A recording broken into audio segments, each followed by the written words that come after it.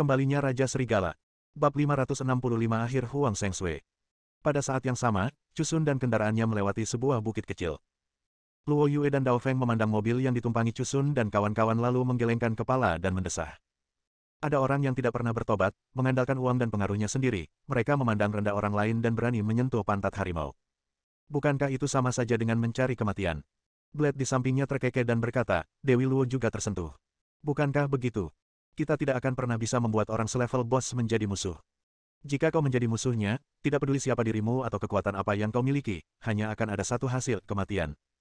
Kata, mati, terdengar nyaring dan kuat, seperti suara sekering. Ini benar. Karena kendaraan yang membawa Cusun diiringi dengan kata kematian. Ledakan. Mobil itu langsung meledak, dan awan jamur perlahan naik. Itu sangat berwarna dan menarik. Ternyata Luo Yue dan Dao Feng telah menerima perintah dari Chen Fan dan memasang bom di mobil Cusun. Adegan kembali ke Chen Fan. Saat ini, wajah Huang Shengshui sepucat kertas. Dia tahu bahwa situasinya sudah tidak ada harapan lagi dan dia tidak bisa membalikkan keadaan lagi. Dia buru-buru menatap Chen Fan dan berkata, Chen Fan, aku tahu aku salah. Tolong ampuni nyawaku. Aku seharusnya tidak membawa Ghost Hand dan yang lainnya ke sini, dan aku seharusnya tidak menentangmu. Aku benar-benar menyesalinya sekarang. Aku menyesali apa yang telah kulakukan. Maafkan aku kali ini. Aku akan menjadi orang baik di masa depan. Wah. Jiang Miao Miao menamparkan wajah Huang Shengshui. Mengakui kesalahanmu. Meminta maaf. Apakah itu cukup? Ribuan orang dari Sekte Wushenku telah tewas di tangan seorang jalang sepertimu, dan sekarang kau ingin menghindar dari tanggung jawab dengan mengatakan aku salah. Apakah nyawa ribuan orang di Sekte Wushenku sudah tidak ada lagi? Bang bang bang. Jiang Miao Miao menamparkan Huang Shengshui dengan keras. Sekte Wushen telah tamat dan ribuan orang telah tewas.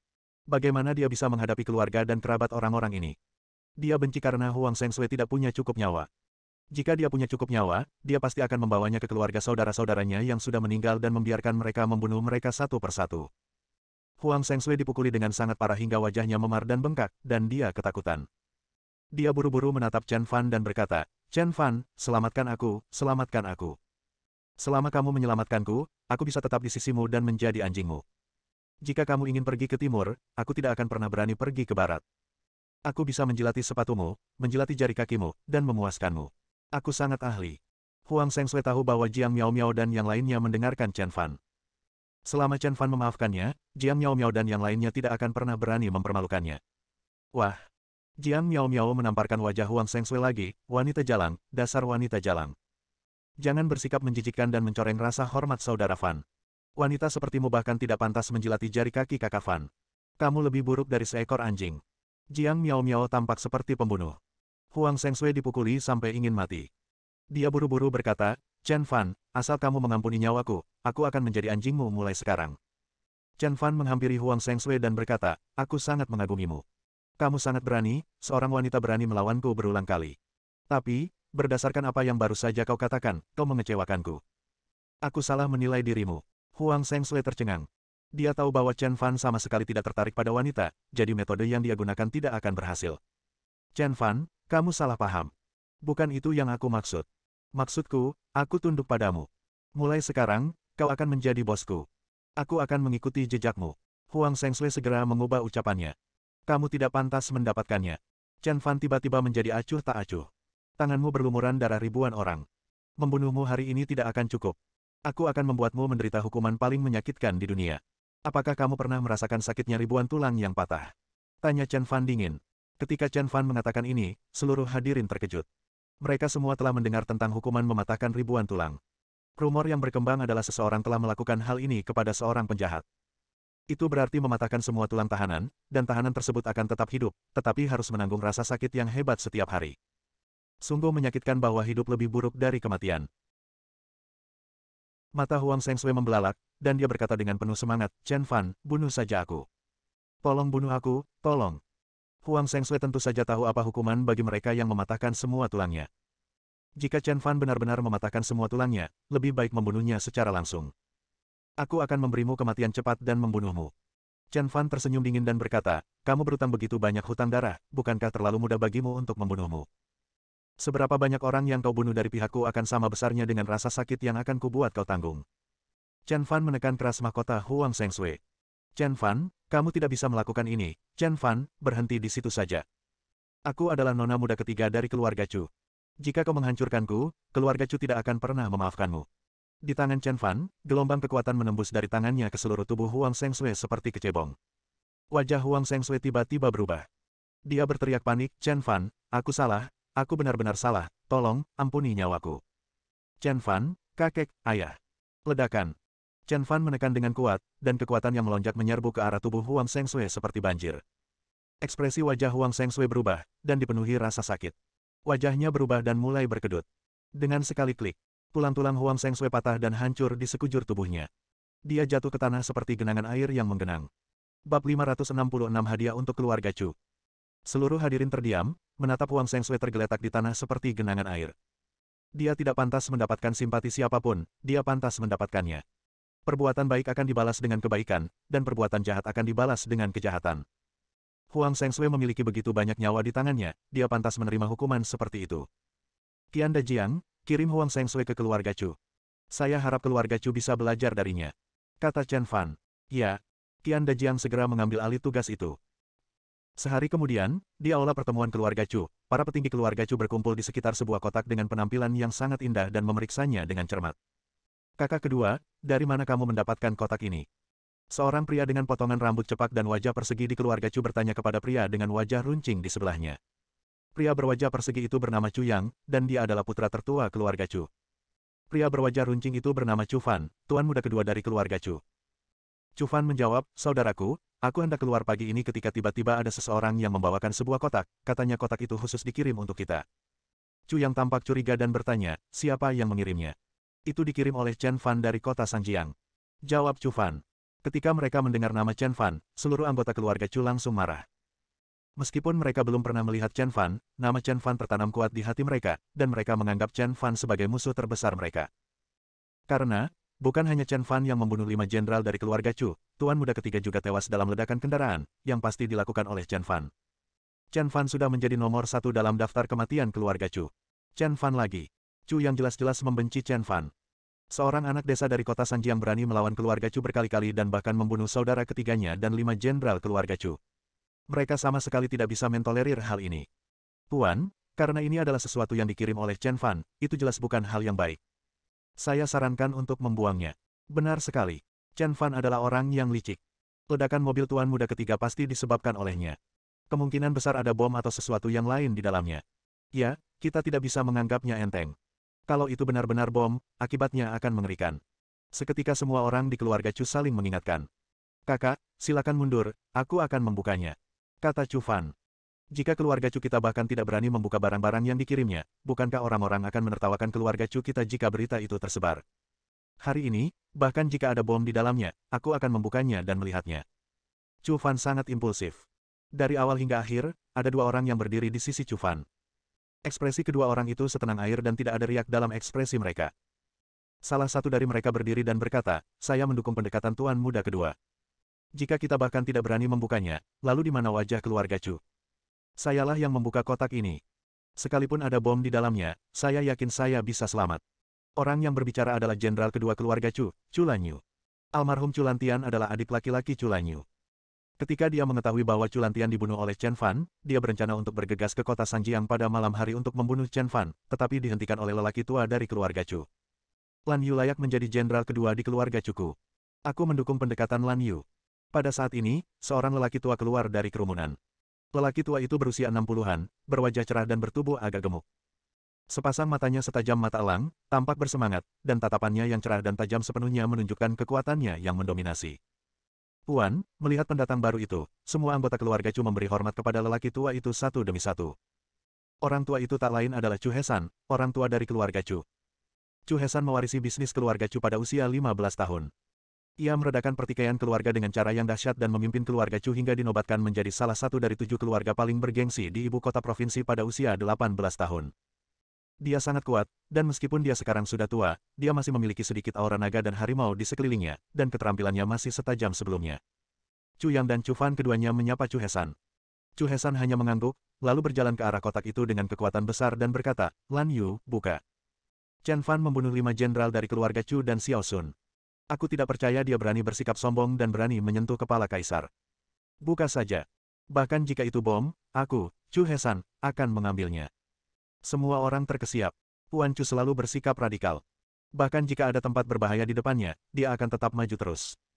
Sekali dia membuat keputusan, dia tidak akan mengubahnya.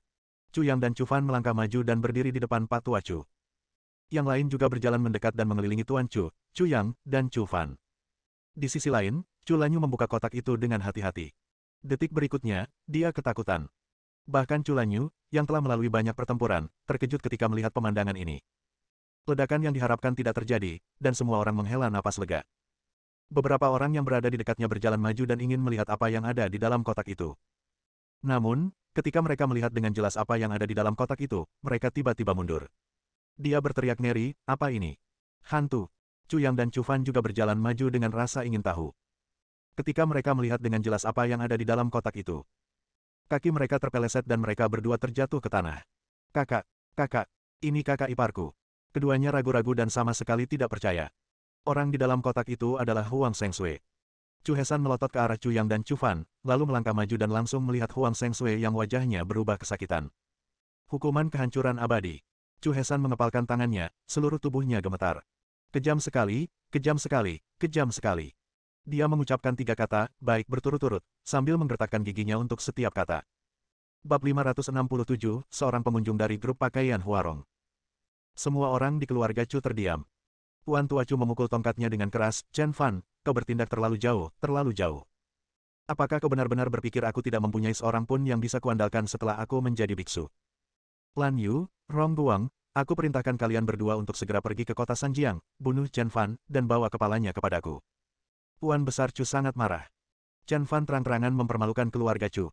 Pertama, dia membunuh 5 jenderal keluarga Chu, lalu dia membunuh Chu Sun, dan sekarang dia mematahkan semua tulang Huang Shengshui dan mengirimnya ke keluarga Chu.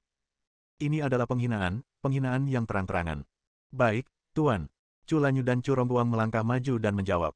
Ayah, jangan impulsif, jangan impulsif. Chu yang buru-buru membujuk kakek Chu. Saudaraku, orang lain datang untuk mempermalukan kita, berapa lama lagi kita akan menanggung ini? Jika keluarga Chu kita saat ini bahkan tidak berani melawan, bagaimana keluarga lain akan memandang keluarga Chu kita? Benar sekali, Chen Fan harus membayarnya dengan darah. Untuk sesaat, semua orang di keluarga Chu mengangguk setuju. Chu yang berdiri, menghentikan Tuan Chu dan berkata, ayah, jangan impulsif. Chen Fan membunuh saudara ketigaku, menyingkirkan istri saudaraku, dan membunuh 5 jenderal keluarga Chu. Chen Fan dan keluarga Chu kami memiliki perseteruan yang tidak dapat didamaikan. Namun, pada saat kritis ini, pertemuan 7 keluarga besar akan segera tiba. Jika kita mengirim 2 jenderal keluarga Chu yang tersisa untuk membunuh Chen Fan, bagaimana kita akan menghadapinya pada hari pertemuan? Kita harus membalaskan dendam Chen Fan, tapi sekarang bukan saatnya. Bantah Chu Yang. Kakak, kapan waktu yang tepat? Apakah kita akan menelan kemarahan kita begitu saja? Kamu bisa menanggungnya, tapi aku tidak. Aku hanya ingin membunuh Chen Fan sekarang juga dan membuatnya membayar hutang darahnya dengan darah. Chu Fan menggertakkan giginya.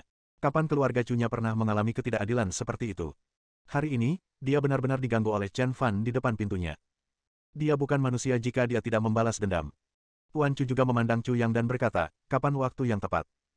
Chu Yang melangkah maju, mendatangi Pak Tua Chu dan yang lainnya, dan berkata, menurut pemahamanku. Setelah mendengarkan ini, semua orang mengangguk dan menganggap usulan ini sangat bagus.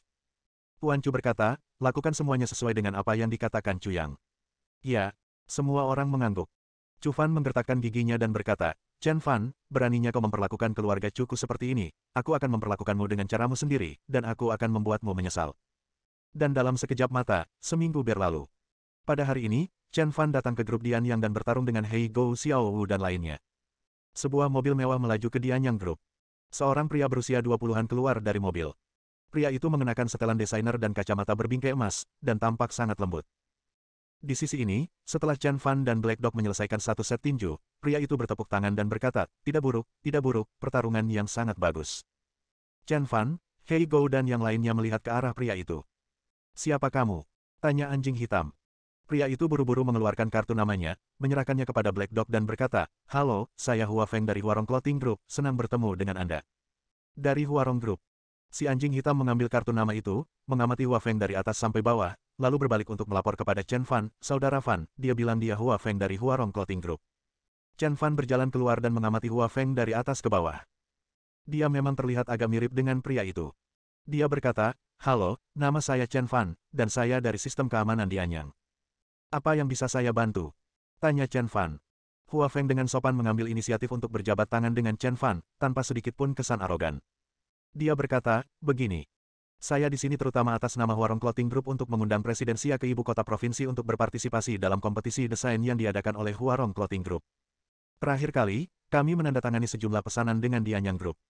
Kami melakukan investigasi dan audit lanjutan terhadap Dianyang, dan menemukan bahwa Southern Textile Group menolak menyediakan kain untuk Dianyang.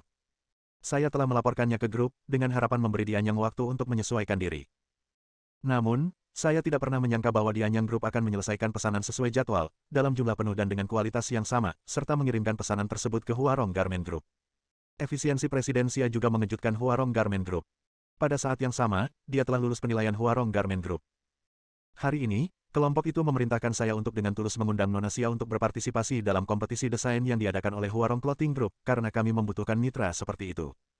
Hua Feng menjelaskan tujuannya. Chen Fan mengangguk, dia setuju dengan Hua Feng di depannya dan memiliki kesan yang baik terhadapnya. Dia berkata kepada Xiao Wu di sebelahnya, Xiao Wu, bawa Tuan Hua ke presiden. Baiklah. Kata Xiao Wu sambil tersenyum, Tuan Hua, silakan lewat sini. Namun, Hua Feng tidak berniat pergi. Ia berkata, Tuan Chen, bisakah Anda menunjukkan gerakan tinju yang baru saja Anda lakukan dengan pria ini?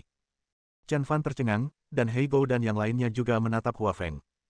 Hua Feng jelas datang untuk menemui Presidensia, jadi mengapa dia tiba-tiba tertarik pada tinju? Bukankah ini jelas bukan tugasnya dengan baik? Hua Feng buru-buru menjelaskan, maaf, Anda mungkin salah paham. Ia menggaruk kepalanya dan berkata dengan canggung, saya sudah mencintai tinju sejak kecil, tetapi ayah saya selalu tidak setuju dengan latihan tinju saya dan hanya mengizinkan saya belajar bisnis. Alhasil, meskipun saya sekarang sukses dalam bisnis, impian saya tertunda. Baru saja aku melihat kalian berdua berkelahi, darah masa kecilku mendidih lagi.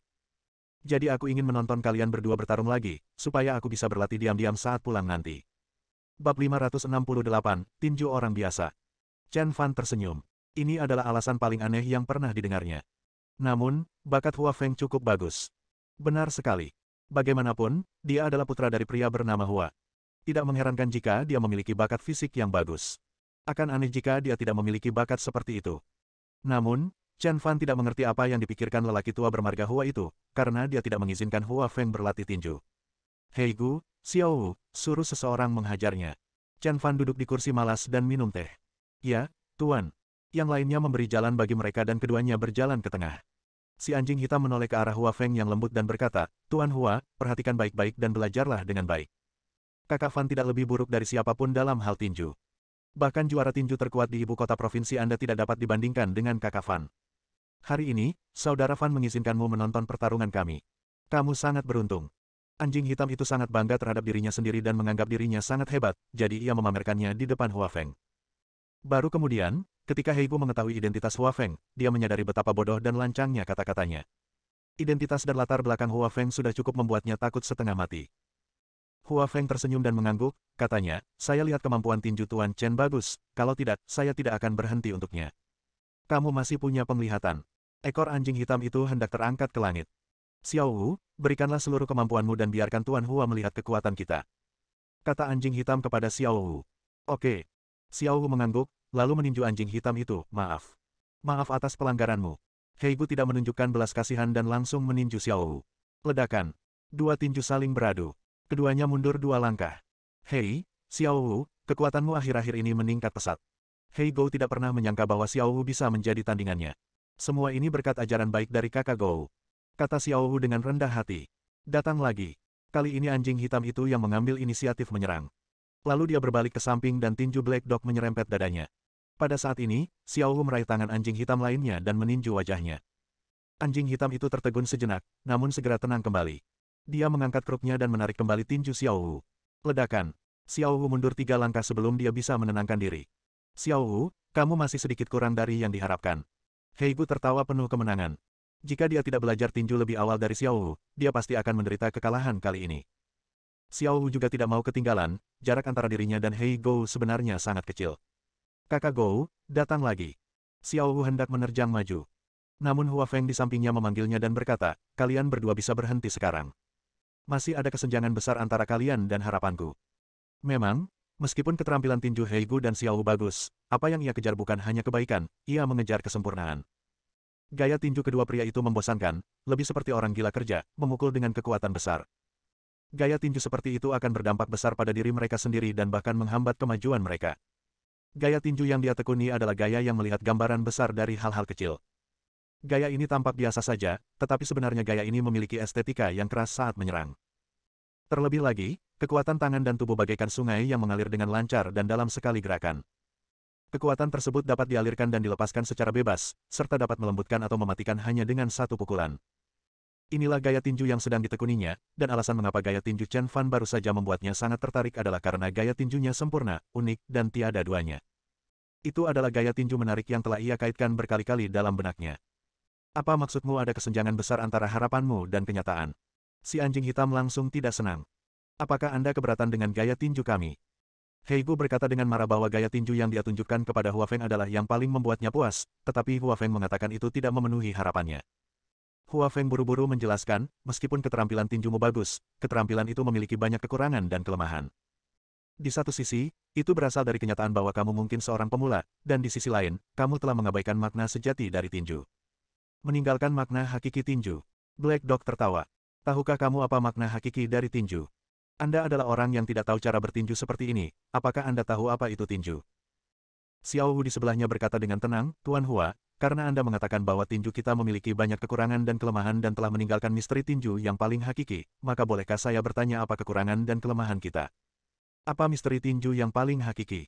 Chen Fan, yang sedang minum teh, juga mengangkat kepalanya dan menatap Hua Feng dengan penuh minat, menunggu jawabannya. Hua Feng berkata perlahan, pertama-tama, izinkan saya berbicara tentang rahasia utama tinju. Sebagai serangan jarak dekat, tinju itu brutal dan berdarah. Anda harus menghadapi lawan dengan kekuatan penuh dan niat membunuh yang tak kenal lelah. Tinju adalah 30% kekuatan dan 70% momentum. Selama momentum Anda cukup kuat, Anda akan memiliki kepercayaan diri untuk melawan seseorang yang beberapa kali lebih kuat dari Anda. Black Dog berkata dengan nada tidak puas, bukankah ini sama dengan filosofiku? Tinju membutuhkan kecepatan, ketepatan, kekejaman, dan kekuatan. Jika kau bisa mengalahkan musuh dengan satu pukulan, jangan gunakan pukulan kedua. Ini yang disebut tak terkalahkan. Kecepatan, ketepatan, kekejaman, dan kekuatan secara alami merupakan esensi dari tinju, tetapi mereka yang hanya tahu cara menggunakan kecepatan, ketepatan, kekejaman, dan kekuatan umumnya disebut orang biasa.